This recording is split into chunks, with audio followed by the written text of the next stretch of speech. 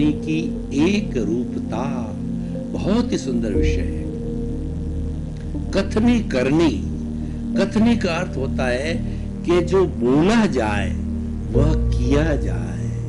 और हम बोलते कब हैं? जब भीतर तोलते हैं। सबसे पहले हमारे भीतर चिंतन चलता है, विचार चलता है, वो मन के द्वारा होता है। देखिए कि हमें इस चीज को समझना पड़ेगा कि विचार कहाँ से आते हैं। ये विचार मन के द्वारा आते हैं, और मन के लिए कहा गया है कि मनन से पहले और मनन के बाद मन नहीं होता है, मन को उत्पन्न किया जाता है। जब भी सोचा जाता है, चिंतन किया जाता है, तब मन खड़ा होता है, और चिंतन नहीं होता है तो मन होता ही नहीं है। इसलिए मन जो है एक अविनाशी तत्व है, एक पौद्गलिक तत्व है, लेकिन दोष बेचारे सब मन को दिया जाता है।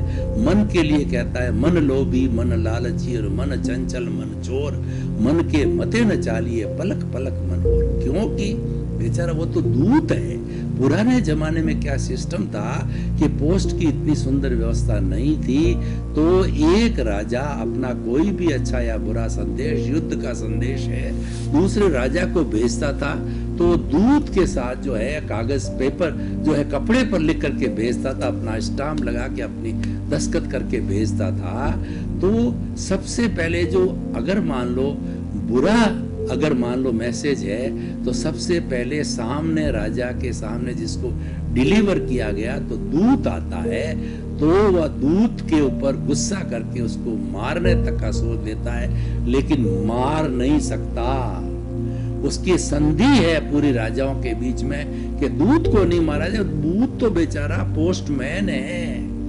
अब पोस्टमैन को क्या लेना देना, वो तो अपना कर्तव्य निभा रहा है। पोस्टमैन जो आपको डिलीवर करता है उसके अंदर 5,000 रुपए का चेक प्राप्ति का भी आ सकता है, 5,000 रुपए की डिमांड भी आ सकती है। अब डिमांड आती है तो आप पोस्टमैन को दोषी समझो, और आपको जो है वो 5,000 रुपए का चेक आता है तो आप अपनी खुशी मनाओ।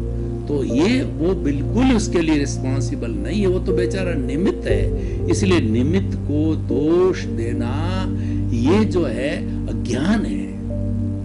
ये सबसे बड़ा अज्ञान है कि हम निमित्त को दोष देते हैं और किसी के प्रति ओपिनियन बनाते हैं, किसी के प्रति अभिप्राय देते हैं, किसी के दोष देखते हैं, किसी के प्रति बुरा भाव करते हैं। यही सारा अज्ञान है, यही सब कर्म बंधन का कारण है। किसी को दुख देते हैं, ये सब कर्म बंधन के कारण होते हैं। तो भाई और बहनों, हम मन की बात कर रहे थे, तो मन जो है ये हमारी 5 इंद्रियां जो बाह्य जगत से जुड़ी हुई है, और बाह्य जगत से 5 इंद्रियां हैं हमारी, स्पर्शन, रसन, घ्राण, चक्षु, श्रोत्राणी, इंद्रियाणी।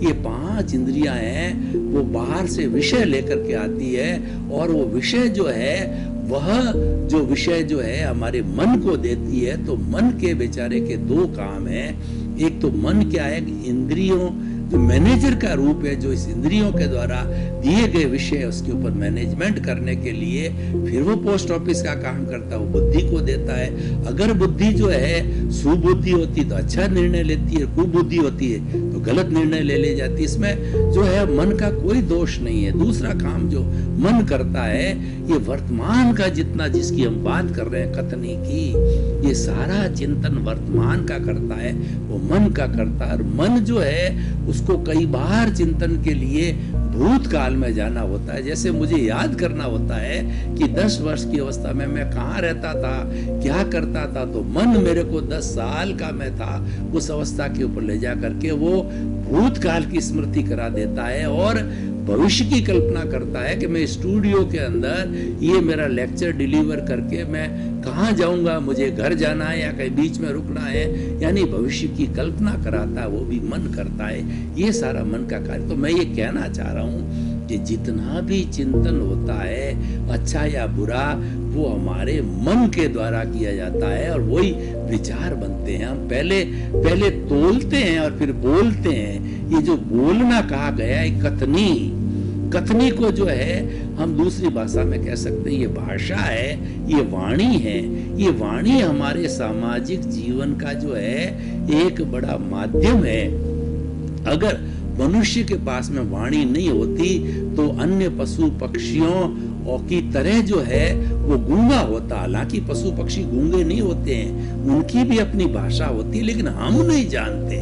उनकी वोकेबुलरी, उनका शब्दकोश बहुत लिमिटेड होता है, 5-10 शब्दों के अंदर ही वो सारी अपनी बात कर लेते हैं। पर मनुष्य का शब्दकोश वो असंख्य अनंत है, बहुत विशाल है। इसलिए मनुष्य जो है सृष्टि का सर्वश्रेष्ठ प्राणी है, वो कॉम्प्लिकेटेड प्राणी है। और वो उस कॉम्प्लिकेशन को अगर किसी को सुख देता है तो वो अच्छा इंसान बनता है, किसी को दुख देता है तो बुरा इंसान बनता है, क्योंकि उसके पास में बुद्धि है। अब वो बुद्धि जो है सदुपयोग करती है तो सबको सुख मिलता है, और बुद्धि का दुरुपयोग करता है तो लोगों को दुख देने वाला होता है। और इस सुख दुख के देने और करने से ही उसको पुण्य पाप की प्राप्ति होती है, और उसी से ही उसको सुख और दुख है वो आने वाले समय मिलते हैं। तो हम बात कर रहे थे कथनी।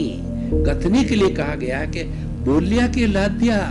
अगर कोई भी व्यक्ति बोलता है, उसका एक सेंटेंस बोलने से सामने वाला अगर विद्वान है तो उसकी गहराई नाप लेता है कि व्यक्ति अच्छा है या बुरा है, व्यक्ति विद्वान है या व्यक्ति मूर्ख है, व्यक्ति चरित्र वाला है या व्यक्ति चरित्रहीन है। सारा उसके एक सेंटेंस बोलने से सारी एनालिसिस कर लेता है, वो सारी शोध कर लेता है, क्योंकि ये वाणी हमारे भीतर का जो है इको है। भीतर हम जैसा सोचते हैं वो वाणी के द्वारा प्रतिध्वनित होता है।